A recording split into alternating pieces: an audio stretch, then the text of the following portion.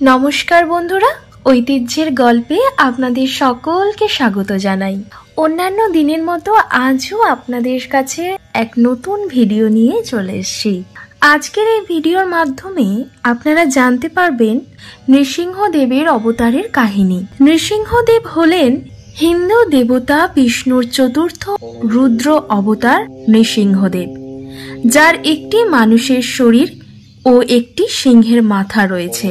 তার পূজা 1000 বছরেরও বেশি সময় ধরে প্রচলিত এবং তিনি দুষ্টের দমন ও শিষ্টের পালনের জন্য পূজিত হন। সংস্কৃত শব্দ নরসিংহ থেকে এর উৎপত্তি, যার অর্থ মানুষ সিংহ। তার এই রূপ অশুভ শক্তির উপর শুভ শক্তির বিজয়েরই প্রতীক। আজকে নৃসিংহদেবের অবতারের কাহিনী আমি আপনাদের সকলের সামনে তুলে ধরব। পুরাণ থেকে বর্ণিত এই কাহিনীটি সকলকে মনোযোগ সহকারে শোনার অনুরোধ রইল। যদি ভালো লেগে থাকে অবশ্যই আমার চ্যানেলটি সাবস্ক্রাইব করবেন এবং লাইক, কমেন্ট, শেয়ার করতে ভুলবেন না। চলুন শুরু করছি আজকের এই বিশেষ কাহিনী। লক্ষ্মী নারায়ণের দর্শন উদ্দেশ্যে একবার ব্রহ্মার মানসপুত্র চতুর্সেন বৈকুণ্ঠ ধামে এসে হাজির হলেন। কিন্তু দুয়ারে দাঁড়িয়ে আছে জয় ও বিজয় নামে দুই দাড়ি। তারা তাকে বাধা দিলে তিনি তাদের অভিশাপ দিলেন, অসুর বংশে জন্ম হবে এবং 3 জন্মে শাপ মুক্ত হয়ে আবার বৈকুণ্ঠ ঠাঁই পাবে। এক জন্মে তারা দ্বিতীয় পুত্র হয়ে হিরণ্যাক্ষ ও হিরণ্যকশিপু নামে জন্ম লাভ করে। বরাহরূপী শ্রীবিষ্ণু ওই হিরণ্যক্ষের বিনাশ ঘটালে হিরণ্যকশিপু অত্যন্ত ক্রুদ্ধ হয়। সে ঠিক করল ওই মৎস্য, কুর্ম ও বরাহ রূপধারী হীন নারায়ণের মাথা শূল দ্বারা ছিন্ন করে ভাতৃহত্যার প্রতিশোধ নেবে। সে নিজেকে অজেয় অমর করবার বাসনায় মন্দর পর্বতে গিয়ে কঠোর তপস্যায় ব্রতী হল। ব্রহ্মার উদ্দেশ্যে সেই তপস্যার ফলে হিরণ্যকশিপুর মস্তক হতে সৃষ্টি হল ধূমযুক্ত তমময় অগ্নি। চারিদিকে ছড়িয়ে সেই অগ্নি নদী ও সমুদ্র সকালে বিচলিত হল। ধরণী কেঁদে উঠল। দৈত্যের তপস্যার তেজ দেখে দেবতারা ভীত হলেন। তারা তাড়াতাড়ি ব্রহ্মার সমীপে সে প্রণাম নিবেদন করে বললেন, হে তাতশ্রী, আমরা হিরণ্যকশিপুরের তপস্যার ঘোর প্রভাবে দুর্বিষহ ভোগ করছি। আপনি আমাদের রক্ষা করুন। ব্রহ্মা মন্দর পর্বতে এলেন। হিরণ্যকশিপুকে দেখা দিয়ে বললেন, হে বৎস, তোমার তপস্যায় আমি মুগ্ধ। বলো, কি বর প্রার্থনা করো। হিরণ্যকশিপু বললেন, প্রভু, আমাকে অমর হওয়ার বরদান করুন। শোনো, জগতে কেউ অমর হয় না। ব্রহ্মা বললেন, তবে তোমাকে এমন বর দেব যা জগতে দুর্লভ। জলে, স্থলে, অন্তরিক্ষে তোমার মৃত্যু হবে না। ঘরের ভিতরে বা বাইরে তোমার মৃত্যু হবে না। দিনে বা রাতেও তোমার মরণ হবে না। তোমার সৃষ্ট প্রাণীগণের দ্বারা তোমার মৃত্যু হবে না। কোনো অস্ত্র তোমায় মারতে পারবে না। যুদ্ধে তুমি সর্বদা হবে অজেয়। ব্রহ্মার বর্ষণে দৈত্য অত্যন্ত খুশি হল। এবার সে ব্রহ্মার বরে বলীয়মান হয়ে ভগবান শ্রীবিষ্ণুর প্রতি বিষোদ্গার করতে শুরু করল। স্বর্গ, মর্ত্য, পাতালে সমস্ত দেবাসুর, মনুষ্য, গন্ধর্ব, যক্ষ, রাক্ষসদের কাছে নিজেকে অজেয় প্রমাণ করল। স্বর্গরাজ্য অধিকার করে ইন্দ্রের বাসভবনে রাজা হয়ে অবস্থান করতে শুরু করল। সকল দিক অধিকার করার পরও দৈত্যের মনের অভিলাষ এখনো পূর্ণ হয়নি। হিরণ্যকশিপুর পত্নী ছিলেন কয়াধু। তার 4 পুত্র।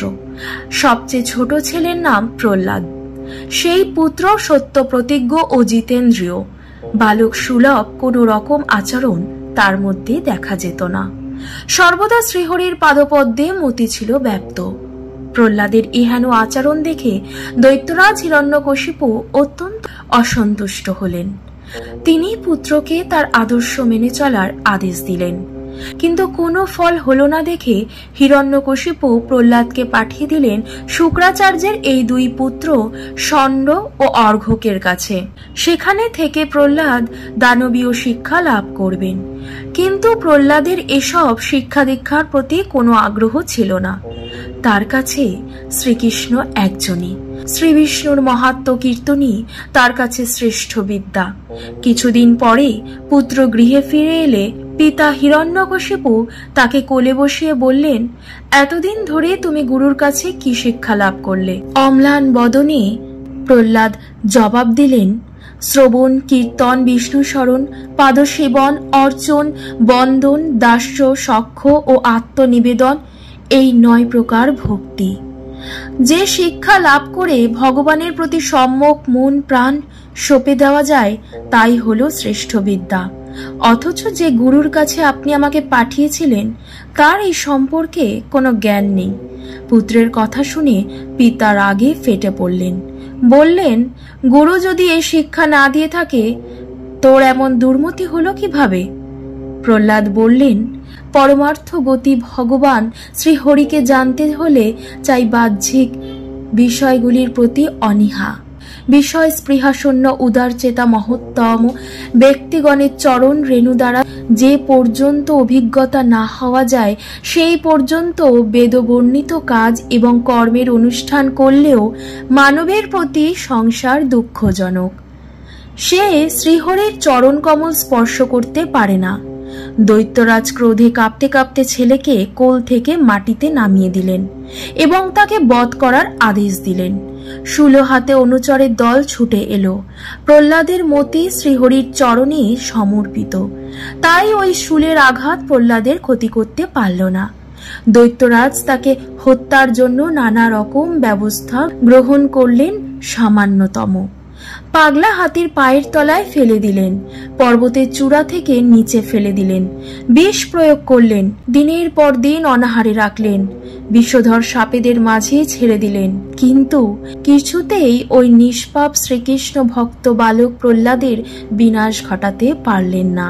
দৈত্যপতি ভ্রুকুঞ্চিত করে চিন্তা করতে লাগলেন। এ সময় এগিয়ে এলেন শুক্রাচার্যের পুত্রদ্বয় ষণ্ড ও অর্ঘ্যক। তারা বললেন, হে দৈত্যরাজ, আপনার ভঙ্গি দেখে সমস্ত লোকপালগণ ভয়ে কম্পমান। প্রহ্লাদ বালক, তার আর দোষ কি?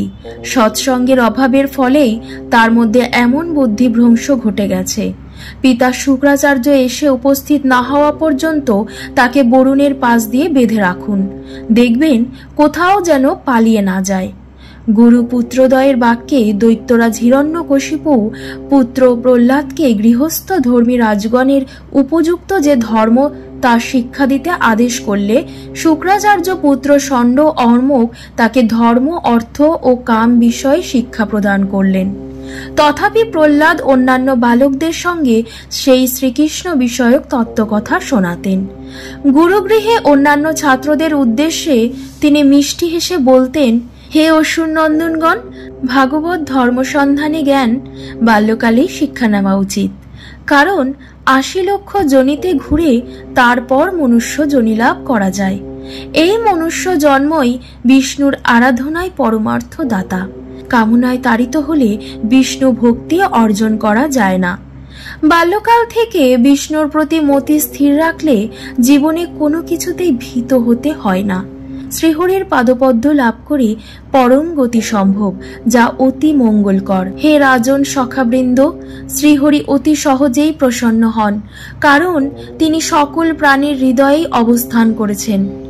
যে কোনো জন যে কোনো সময় তার মনের উপাচার দিয়েই তার পাদবন্দনা করতে পারে।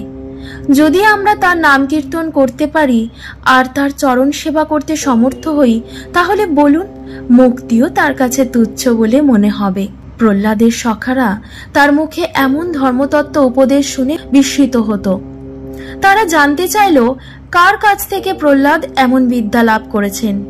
প্রহ্লাদ বললেন, আমি মাতৃজঠরে থাকাকালীন আমার পিতা কঠোর তপস্যা করতে মন্দর পর্বতে চলে গিয়েছিলেন। এই অবসরে দেবতারা দৈত্যদের আক্রমণ করলেন। দৈত্য প্রধানরা তাদের সবকিছু নিয়ে পালিয়ে গিয়ে প্রাণ রক্ষা করেন। দেবরাজ ইন্দ্র এই অবসরে আমার মাকে হরণ করলেন। ইন্দ্র কর্তৃক হিরণ্যকশিপুর মহিষীকে হরণ করার কালে নারদ মুনির সঙ্গে ইন্দ্রের সাক্ষাৎ ঘটে। পথের মাঝে নারদ জানতে চাইলেন, হে ইন্দ্র, এই নারী হরণের কারণ কি? ইন্দ্র বললেন, ইনি কয়াধু, হিরণ্যকশিপুর পত্নী। কয়াধু গর্ভবতী, এক অসুরের জন্ম দেবে ওই গর্ভ। শিশু ভূমিষ্ঠ হওয়ার সঙ্গে সঙ্গে আমি তাকে মেরে ফেলব, তাই আমি এই নারীকে হরণ করে নিয়ে যাচ্ছি। দেবর্ষি নারদ বললেন, তুমি ভুল করছো। এর গর্ভে বেড়ে উঠছে এমন এক শিশু যে নিজ গুণে ভগবত ভক্ত হবে। এর বিনাশ ঘটলে তোমাকে অচিরেই স্বর্গত্যাগ করতে হবে। শ্রী প্রহ্লাদ বলতে থাকেন, নারদের বাক্য শুনে ইন্দ্র আমার মাকে ত্যাগ করে চলে গেলেন স্বর্গলোকে। নারদ তারপর আমার মাকে নিজের আশ্রমে নিয়ে গেলেন আর বললেন, তোমার স্বামী হিরণ্যকশিপু প্রাসাদে ফিরে না আসা পর্যন্ত তুমি নিশ্চিন্তে এখানে বাস করো, আর তুমি হবে ইচ্ছা প্রসবিনী। নারদ তারপর আমার মাকে ভগবত তত্ত্বকথা শোনাতে লাগলেন। মায়ের গর্ভে বসে আমি সেই সকল উপদেশ শ্রবণ করছিলাম, যা আজও বিস্মৃত হই আমি। জন্ম মৃত্যুর আবর্তন বিনাশ করার জন্য অনেক উপায় থাকলেও ভক্তি যোগ থেকেই দেবর্ষি নারদ শ্রেষ্ঠ বলে অভিহিত করেছেন। গুরু সেবা, সকল লব্ধ বস্তু সমর্পণ, সাধুসঙ্গ, ঈশ্বরের প্রতি আরাধনা, শ্রদ্ধা সহকারে শ্রীকৃষ্ণের গুণকীর্তন, শ্রী গোবিন্দের পাদপদ্ম চিন্তন সবই ভক্তিযোগে করেন, ফলে ঘটে থাকে সকল প্রাণীতেই শ্রীহরির বাস করেন। একথা স্মরণে রেখে হিংসা ভুলে যাওয়া উচিত। এভাবে পঞ্চ ইন্দ্রিয় ও ষড়রিপুকে বশীভূত করা সম্ভব। লাভ হয় ভক্তি, যে ভক্তির দ্বারা শ্রীহরির চরণে চিত্ত নিবেদিত হয়। তাই সখাগণ, তোমরা চিত্ত মাঝে সেই পরম পুরুষ শ্রীকৃষ্ণের চিত্র অঙ্কিত করে তার ভজনা করো। প্রহ্লাদের মুখ নিঃসৃত মধুক্ষরা ভক্তিবঞ্জক শব্দাবলী বালকদের অভিভূত করল। বালকেরা আর আচার্যের শিক্ষা গ্রহণ করল না। ছাত্রদের এমন ভগবানের প্রতি শ্রদ্ধা দেখে গুরু শুক্রাচার্য সমস্ত ঘটনা দৈত্যরাজ হিরণ্যকশিপুকে জানালেন। তিনি পুনরায় পুত্র নিধনের চেষ্টায় মেতে উঠলেন। হুঙ্কার দিয়ে বললেন, ওরে অভুত বালক, আমি ক্রুদ্ধ হলে ত্রিভুবন থরথর করে কেঁপে ওঠে ভয়ে, আর তুই সামান্য এক বালক হয়ে আমার আদেশ অমান্য করছিস কোন সাহসে? তোকে আমি মৃত্যুপুরীতে পাঠিয়ে দেব। রাজন, আমি প্রহ্লাদের পিতা, ক্রোধ সংবরণ করুন। ওই ক্রোধেই আপনার আসল শত্রু। যে পরম পুরুষ সকলের বল, সেই বিষ্ণুর প্রতি মতি রাখুন, অসুর ভাব ত্যাগ করুন। হিরণ্যকশিপুর বললেন, ওরে পাপিষ্ঠ, তুই কি জানিস এই ত্রিভুবনে আমি সকলের পরমেশ্বর? তোর মৃত্যু অনিবার্য। দেখি তোর বিষ্ণু তোকে কিভাবে বাঁচায়।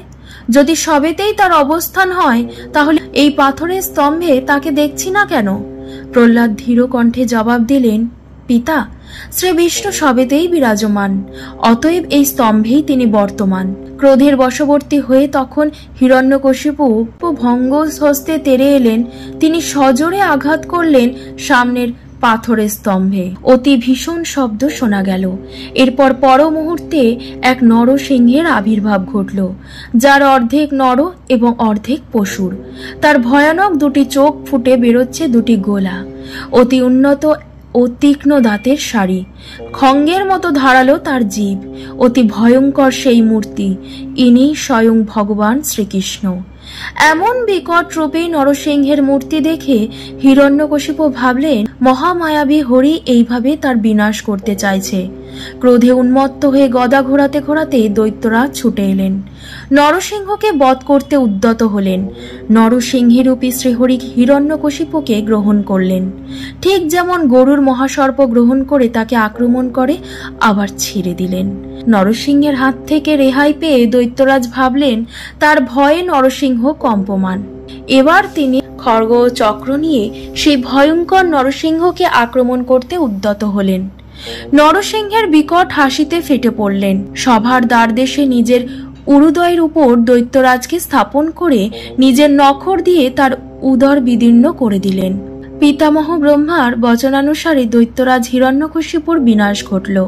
সন্ধ্যার সময় দ্বারদেশে শ্রীহরির উরুর উপর তার নখরাঘাতে দানবরাজের মৃত্যু হল। দৈত্যরাজের অন্যান্য অনুচরদেরও নৃসিংহ তার নখের আঘাতে ক্ষতবিক্ষত করে দিলেন। হাজার হাজার অসুরের মৃত্যু হল। তখনও তিনি ক্রোধে উন্মাদ। তিনি সিংহাসনে এসে বসলেন। তার ভয়ঙ্কর মুখ ও চেহারা দেখে কেউ তার সম্মুখে যেতে সাহস করল না। আকাশ থেকে পুষ্প বৃষ্টি করা হলো। অপ্সরা ও গন্ধর্বগণ নৃত্য গীতে তাকে সন্তুষ্ট করার চেষ্টা করল। ব্রহ্মা, শিব, ইন্দ্র এবং অন্যান্য দেবতাগণ, প্রজাপতিগণ, চতুর্দশ মনু সকলেই করজোড়ে তার বন্দনা করতে লাগলেন। তা সত্ত্বেও তার রাগ প্রশমিত হল না। শ্রী ব্রহ্মার আজ্ঞায় শ্রী প্রহ্লাদ পায়ে পায়ে এগিয়ে এলেন নৃসিংহদেবের কাছে। মাটিতে পড়ে তার পাদস্পর্শ করলেন। শ্রী নৃসিংহদেব বালক প্রহ্লাদকে হাত ধরে উঠিয়ে বালকের মস্তক আপনার কমল হস্ত রাখলেন। ভগবান করস্পর্শে শ্রী প্রহ্লাদের শরীরে বিদ্যুৎ শিহরণ ঘটে গেল। রোমাঞ্চিত হলেন তিনি। দু চোখ দিয়ে গড়িয়ে পড়ল আনন্দের বারিধারা। চিত্তে তার অপার আনন্দ। তিনি নিজের বুকে নৃসিংহহরির পদযুগল স্থাপন করলেন। তার স্তব করতে শুরু করলেন। দেবর্ষি নারদ বললেন, শ্রী প্রহ্লাদের মুখে শ্রীহরির গুণকীর্তন শুনে নৃসিংহদেব সন্তুষ্ট হলেন। তার ক্রোধ দূর হল। তিনি প্রহ্লাদকে বললেন, হে বৎস, তোমার স্তবে আমি প্রসন্ন হয়েছি। বলো, কি বর তুমি চাও? প্রহ্লাদ বললেন, হে শ্রীহরি, যে জিনিস মনকে মলিন করে তা আমি চাই না। যে কাজ বীজ, প্রাণ, আত্মা, ধর্ম, ধৈর্য, বুদ্ধি, লজ্জা, শোভা, তেজ, স্মৃতি ও সত্যকে ধ্বংস করে, সেই কাম বীজের বিনাশ আমি চাই। আপনি আমাকে সেই বরদান করুন। নৃসিংহদেব বললেন, হে প্রহ্লাদ, আমি জানি তুমি আমার একান্ত ভক্ত। তোমাদের মতো ভক্তদের পরলোকে বা ইহলোকে কোনো ভোগবিলাসের প্রতি আসক্তি থাকে না। তথাপি তোমাকে এই মন্বন্তর পর্যন্ত দৈত্যকুলে বাস করে সমস্ত রকম ভোগ করতে হবে। প্রহ্লাদ বললেন, হে দেব, আপনার পবিত্র স্পর্শে আমার পিতা ধন্য হলেন, কিন্তু উনি আপনাকে অনেক নিন্দা করেছেন। এজন্য তাকে যেন পাপ ভোগ না করতে হয়, এই আমার প্রার্থনা। শ্রীকৃষ্ণ বললেন, হে বৎস, দৈত্য বংশে জন্মে তুমি এই কুলকে পবিত্র করেছ। এক বংশ পুরুষের সঙ্গে তোমার পিতাও পাপমুক্ত হয়েছেন। নৃসিংহদেবকে প্রফুল্ল বদনে বসে থাকতে দেখে ব্রহ্মা এগিয়ে এলেন। তিনি শ্রী ভগবানের স্তব করতে লাগলেন। ভগবান বললেন, হে পদ্মজনী ব্রহ্মা, খল প্রকৃতির সাপকে দুধ পান করালে যেমন অনিষ্টেরই প্রশ্রয় দেওয়া হয়, সেরকমই আপনি আর কখনো এইসব অসুরদের বরদান করবেন না। এই কথা বলে শ্রীহরি সেখান থেকে অন্তর্হিত হলেন। এবার দৈত্য ও দানবদের রাজা করা হলো প্রহ্লাদকে।